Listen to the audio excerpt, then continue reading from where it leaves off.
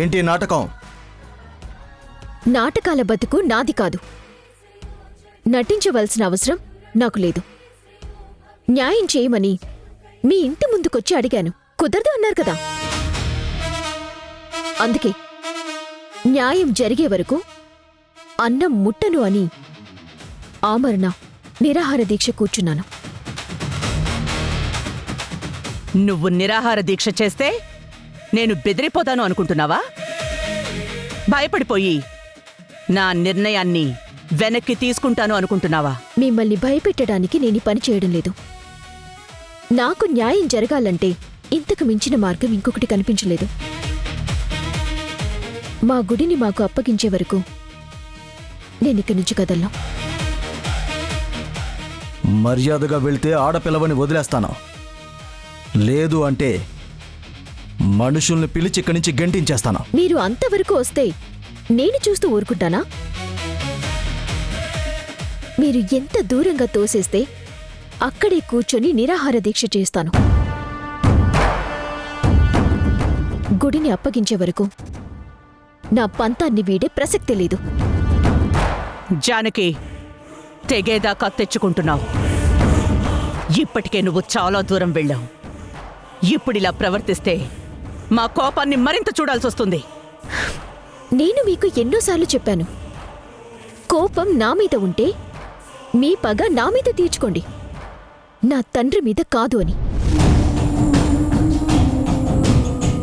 ఆయన నిత్యం కొలుచుకునే రాముడిని దూరం చేసినందుకు ఆయన తల్లడిల్లిపోతున్నారు. గుడిలోకి నా తండ్రి వెళ్లే వరకు నా గొంతులోకి మెతుకు దిగదు. అది ఊపిరి ఉండగానే సాధిస్తానో శవంగా ఇక్కడి నుంచి వెళ్ళిపోతానో నాకే తెలీదు. ఓయ్, నీకు 5 నిమిషాలు సమయం ఇస్తున్నాను. మర్యాదగా ఇక్కడి నుంచి వెళ్తే మంచిది. లేదంటే పంపించే పద్ధతి మరోలా ఉంటుంది. మీరు బెదిరించినా ఎదిరించినా కొట్టినా తిట్టినా చివరికి నన్ను చంపేసినా సరే ఆ గుళ్ళోకి మా నాన్నగారిని తీసుకెళ్లే వరకు నేనిక్కడి నుంచి కదిలే ప్రసక్తే లేదు. మీరు ఏం చేయాలనుకుంటే అది చేసుకోండి. మాటలతో చెప్తే తనెందుకు వింటుంది? సున్నితంగా చెప్తే అర్థం చేసుకునేదే అయితే జానకి ఎందుకు అవుతుంది? ప్రతిదానికి మొండిగా వాదించడం, పెద్దవాళ్ళకి గుడ్డిగా ఎదురు వెళ్ళడం తనకు అలవాటే కదా. తెలివిగా నిరాహార దీక్ష అంటే మనం భయపడి ఒక మెట్టు దిగుతామని ఆలోచిస్తుంది రుద్రాణి. ఈ విషయంలో మాత్రం నువ్వు తన మీద కనికరం చూపించొద్దు. ఇదే ఇంట్లో తనని మన మనిషిలాగా చూసుకున్నాను. తను ఈ ఇంటి బాగు గురించి ఆలోచిస్తుందని ఎంతగానో మురిసిపోయాను. కాని ఇంటి పరువు తీయడానికి కారకురాలయ్యింది. ఒక విధంగా మన భూమి మనకి దూరం కావడానికి తనే మూల కారణమయ్యింది. అలాంటి మనిషిని నేనెందుకు క్షమిస్తాను? ఆమరణ నిరాహార దీక్షతో చచ్చిపోతాను అని బెదిరిస్తే భయపడేవాళ్లు ఇక్కడెవ్వరూ లేరు. చెప్పాను కదా, 5 నిమిషాల్లో వెళ్ళకపోతే అప్పుడు పరిస్థితి ఏంటో తనకే తెలుస్తుంది. 5 నిమిషాలు కాదు, 5 రోజులైనా సరే ఇక్కడే ఉంటాను. న్యాయం జరగకుండా ఇక్కడి నుంచి కదిలే ప్రసక్తే లేదు. ఏం చేస్తారో చేసుకోండి, ఎవరిని పిలుస్తారో పిలుచుకోండి.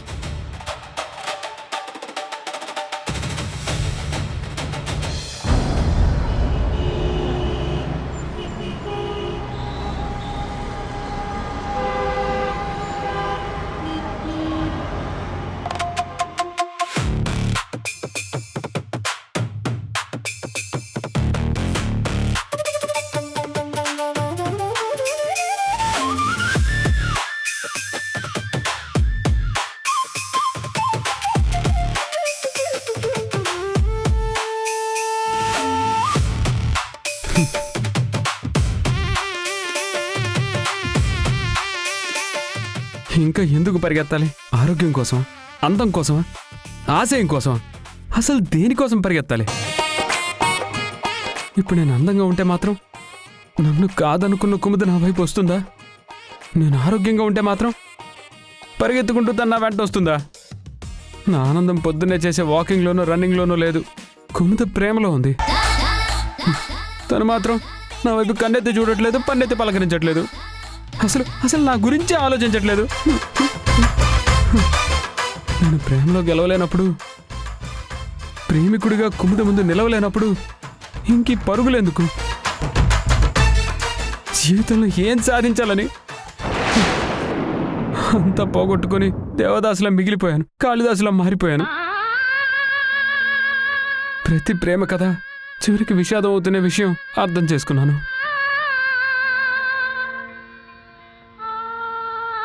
రేయ్ రేయ్, ఏంట్రా పరిగెత్తే ఓపిక లేదా లేదా ఇంట్రెస్ట్ లేదా? ఎంత పరిగెత్తిన క్యాలరీస్ కరుగుతాయి తప్ప ప్రయోజనం లేదని ఇలా కూర్చున్నాను. రేయ్, హెల్దీగా ఉండాలంటే కాళ్ళు కదలాలి అంటారు. పరిగెత్తినప్పుడే మన లైఫ్ హ్యాపీగా ఉంటుందిరా. హ్యాపీ అంటే ఏంటి? బీపీ షుగర్ రాకుండా ఉండడమా? హ్యాపీ అంటే అది కాదు. జీవితంలో మనం కోరుకున్న జరగాలి, మనం నవ్వుతూ ఉండాలి. ఏంట్రోయ్, ఈ మధ్య నేను బాగా చూస్తున్నాను. ఏదో పెద్ద వేదాంతలా మాట్లాడుతున్నావు ఏంటి? ఎవరినైనా లవ్ చేస్తున్నావా? చేయకూడదా? నేను మనిషిని కాదా? నేను మగాడిని కాదా? నాకు మనసు లేదా? అందం లేదా? అసలు నేను ప్రేమకు పనికిరాని మనిషి నన్ను అనుకుంటున్నావా? పూజకు పనికిరాని పువ్వు నన్ను అనుకుంటున్నావా? కూర్చో కూర్చో. ఏయ్, అదేంట్రా ఆ పోలికలేంటి అసహ్యంగా? అది ఆడవాళ్ళు పోల్చుకుంటారు, నువ్వు కాదు. బాధలోనూ నాకు గోదావరి వరద వచ్చినట్టు మాటలు దొర్లుకుంటూ వస్తున్నాయి. అందులో ఏదైనా వస్తాయి. అది ఆడ మగ తేడా చూడదు, కేవలం బాధను మాత్రమే చూస్తుంది. రేయ్, నీ మాటల్లో ఒక్కటైనా అర్థమైతే నేను నీకు సమాధానం చెప్పగలను, కానీ ఒక్కటి కూడా నాకు అర్థం కావట్లేదు. కాకపోతే నువ్వేదో ఫీల్లో ఉన్నావని అర్థమైంది. ఆ ఫీల్ కొంపదీసి లవ్ ఫీల్ అయితే కాదు కదా? అయితే మాత్రం రాజ్యాంగంలో లవ్ చేయకూడదని ఏమైనా రాసుందా? లవ్ చేసిన వాళ్ళకి శిక్ష వేస్తామని కొత్తగా నువ్వేమైనా చట్టం చేసావా? ధర్మపీఠం ముందు తీర్పు చెప్పావా? వా, నేను మెల్లగా అడిగితే నువ్వు ఇంతలా రెచ్చిపోతున్నావు అంటే నువ్వేదో లవ్లో ఫెయిల్ అవ్వ అనమాట. ఇంతకీ పాపం నువ్వు లవ్ చేసే ఆ అమాయకురాలు ఎవరో? అనయ్య, అంటే తన అమాయకురాలు అయితే నేను తెలివైన వాడినా? తనని ముంచేయాలని చూస్తున్నానా? రే, నేను అలా అనలేదురా. అసలు ముందు నువ్వు నీ ప్రేమ గురించి చెప్తావో లేదో తెలుసుకోవాలి అనుకుంటున్నాను. ఇంతకీ ఎవరా ఆ అమ్మాయి? చెప్పు. రేయ్, నేను తన దగ్గరికి వెళ్ళి నీ గురించి ఆలోచించి మా వాడిలా పిచ్చి పిచ్చిగా మారిపోయాడు, వాడి మీద ఇంట్రెస్ట్ ఉంటే చెప్పు, లేకపోతే లేదు అంటాను. రే, నీ పిచ్చి తగ్గడానికి నేనేం చేయాలో ఆలోచించి చేస్తాను. ఇదిగో ఇదిగో ఇలా మాట్లాడితే నాకు కోపం వచ్చేది. ఇప్పటికైనా నిజం చెప్పకపోతే నాకు బీపీ వస్తుంది. ఇంతకీ ఎవరా అమ్మాయి? చెప్పు. అది తనెవరంటే రంగయ్య చెప్పు. బాబు, మీరెక్కడున్నా వెంటనే ఇంటికి రావాలి. ఇంటికి రావాలా? ఏమైంది? అది ఫోన్లో చెప్పేది కాదు బాబు. మీరు ఉన్న పొలంగా ఇంటికి రండి, ఇక్కడ చాలా ప్రమాదంగా ఉంది. ఏం జరిగింది రంగయ్య? అయినా ఇంట్లో అందరూ బాగానే ఉన్నారు కదా? అందరూ బాగానే ఉన్నారు బాబు, కానీ ఇంటి దగ్గరే పరిస్థితి బాగాలేదని చెప్తున్నాను కదా. ఇంకేమీ చెప్పలేను బాబు, మీరు త్వరగా రండి. రంగయ్య, హలో. ఏంటి, ఏమైంది? రేయ్, మనం తర్వాత మాట్లాడుకుందాం. రంగయ్య ఎందుకో కంగారు పడుతున్నాడు, వెంటనే ఇంటికి వెళ్దాం పద.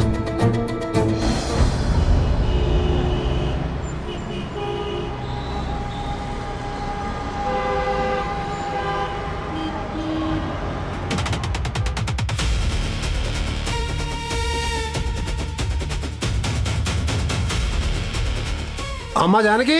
బాబాయ్, బాబాయ్. బుజ్జి, జానకిని చూసావా? అదేం బాబాయ్, నీకు తెలీదా? తెలిస్తే నిన్నెందుకు అడుగుతానురా? జానకి ఎక్కడికి వెళ్ళింది? అదే బాబాయ్, జానకి రుద్రాణి గారి ఇంటి ముందు నిరాహార దీక్ష కూర్చుందంట. ఏంట్రా, నిరాహార దీక్ష? ఎందుకురా?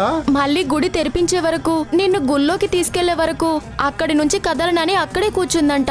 వాళ్ళందరూ చాలా కోపంగా ఉన్నారంట బాబాయ్.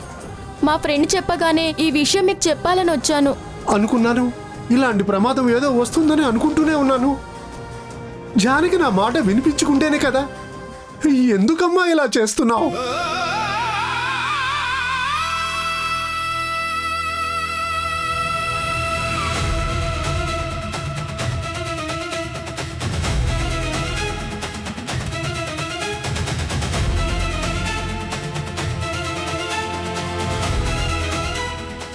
చూడు జానకి, నీకిచ్చిన 5 నిమిషాల సమయం అయిపోయింది.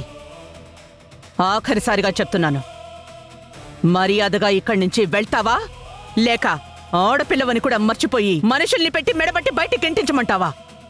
చెప్పాను కదండి, నేను వెళ్ళాలి అంటే మళ్ళీ మా నాన్నగారు ఆ గుళ్ళోకి వెళ్ళొచ్చు, ఆ రాముణ్ణి కలుచుకోవచ్చని మీరు అనుమతి ఇవ్వాలి, గుడి తాళాలివ్వాలి. కుదరదు అని చెప్పాం కదా. గుడి మాది. గుడి మాదైనప్పుడు నిర్ణయం కూడా మాదే. ఒకసారి నిర్ణయం తీసుకున్నాక మారే ప్రసక్తే లేదు. వెళ్ళక నుంచే.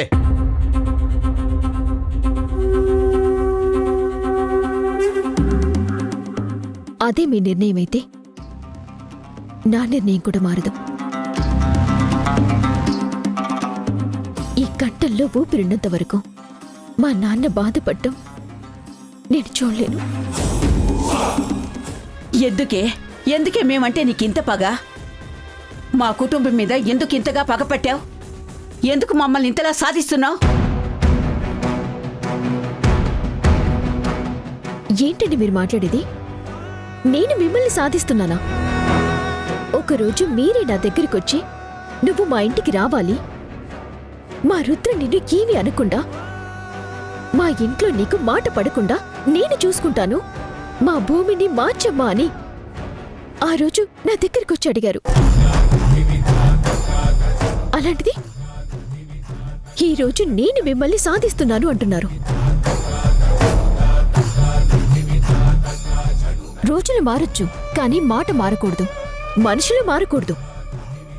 మా మమ్మీ నిన్ను గుడ్డిగా నమ్మింది కాబట్టి ఆ రోజు ఇంటికి తీసుకొచ్చింది. నువ్వేదో ఉద్ధరిస్తావనుకుంది, కానీ నీ బుద్ధేంటో నాకు ముందే తెలుసు కదా. నువ్వు ఈ ఇంటి మంచి కోరుకోవు, ఈ ఇంటి చెడునే కోరుకుంటావని వీళ్ళకెన్నిసార్లు చెప్పినా వినిపించుకోలేదు. చివరికి ఇంత జరిగే వరకు నువ్వేంటో తెలిసి రాలేదు. ఎవరి బుద్ధేంటో వాళ్ళ వల్ల మనస్సాక్షికి తెలుస్తుంది, పైనున్న దేవుడికి తెలుస్తుంది. నిజాన్ని కొంతకాలం దాచగలం కాని ఎక్కువ కాలం దాచలేమని నీకు ఎప్పుడు చెప్పాను కదా. అనవసరంగా ఎక్కువగా మాట్లాడి నాతో తిట్లు తినకు. నార్మల్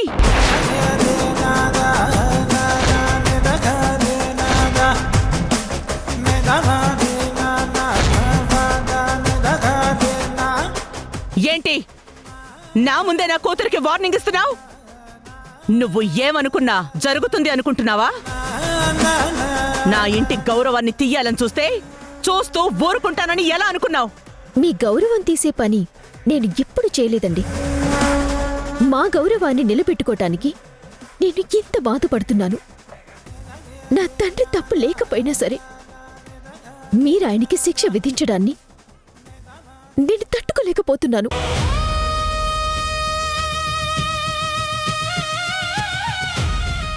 నీలాంటి కూతురు ఉన్నప్పుడు ప్రతి తండ్రి ఇలాంటి బాధ పడాలి అని తండ్రులకు ఒక గుణపాఠం అవుతుంది. రుద్ర, తను ఎంత రెచ్చగొట్టినా నువ్వు మాత్రం వెనక తగ్గొద్దు. తన మాటకి తలంచొద్దు. పొమ్మనిక్కడి నుంచి.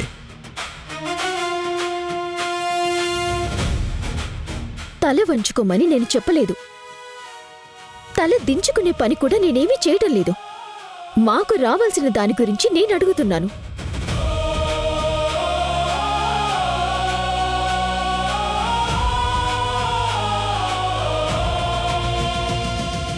ఏంటి జానకి ఇది?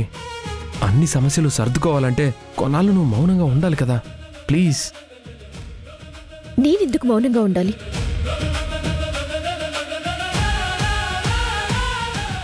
మా గుడిని మాకిప్పించమని అడుగుతుంటే నేనేదో తప్పు చేసినట్టుగా మీరందరూ మాట్లాడుతున్నారేంటి? అది మీ గుడి ఎలా అవుతుంది? మీరు కేవలం ఆ గుడిలో పూజ మాత్రమే చేస్తున్నారు. ఆ గుడి మాది. ఆ గుడిని కట్టించింది మా పూర్వీకులు. ఆ గుడి మీద మాకే హక్కు ఉంటుంది. అక్కడ ఎవరు ఉండాలో ఎవరు ఉండకూడదో నిర్ణయం తీసుకునే హక్కు మాకే ఉంటుంది.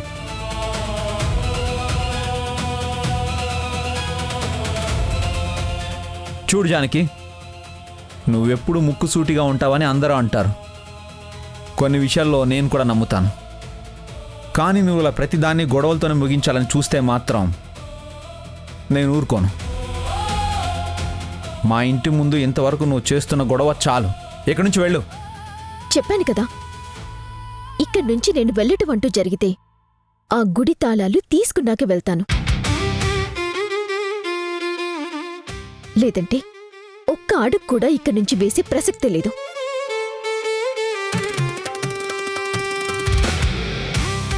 వెళ్ళనని భీష్మించు కూర్చుంటే చూస్తూ ఊరుకోవడానికి నేను సిద్ధంగా లేను.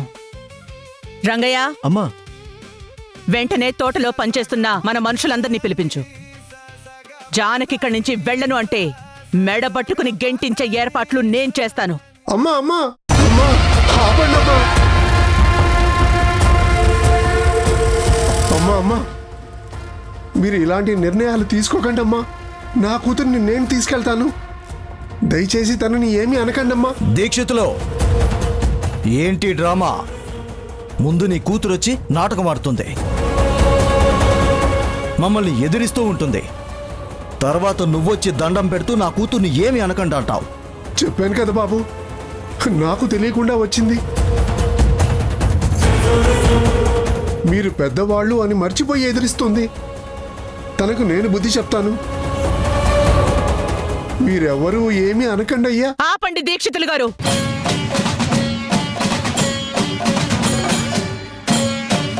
ఇప్పుడు మీకు తెలియకుండానే ఇక్కడికి వచ్చిందా?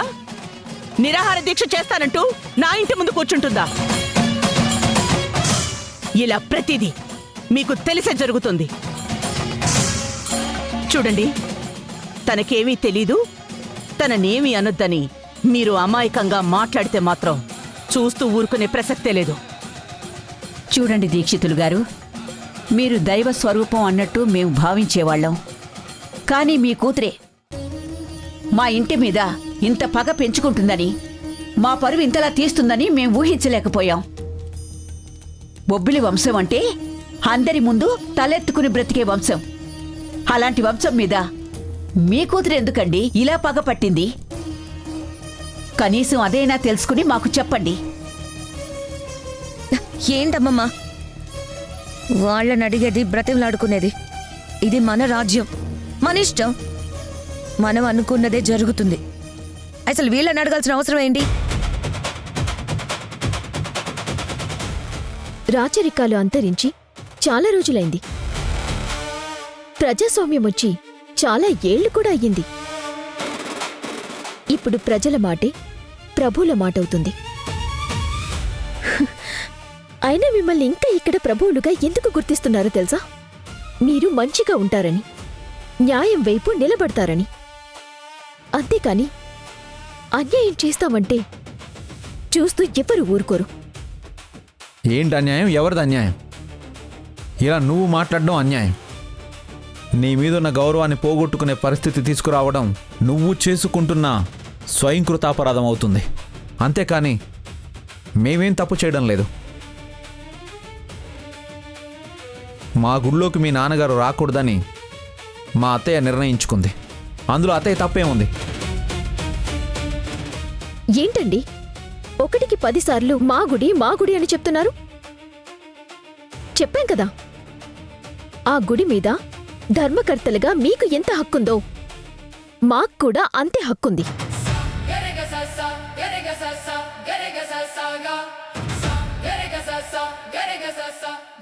మా హక్కుని కాదనే అధికారం మీకు లేదు. అది మీకు అర్థం కావడం లేదా? ఏయ్, ఏంటి? మీకు అధికారం ఉందా? ఏ అధికారంతో ఈ మాట చెప్తున్నావు? ఏంటి నాన్న మౌనంగా ఉంటారు? ఇంతవరకు వచ్చాక కూడా మీరు మాట్లాడరా? దక్షమ్మ ఎప్పుడో గుడి మీద, గుడి మాన్యం మీద మీకు మొత్తం అధికారం ఇచ్చారు కదా.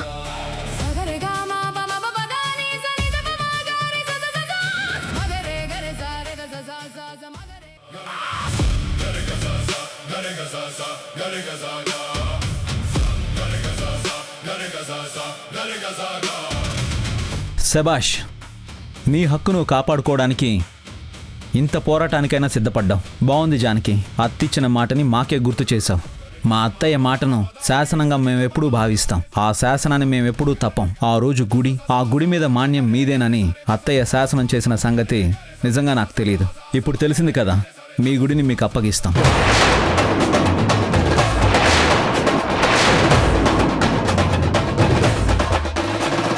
ఏం మాట్లాడుతున్నావు భార్గవ్? అంటే జానకి మాటలకి నువ్వు కూడా భయపడుతున్నావా?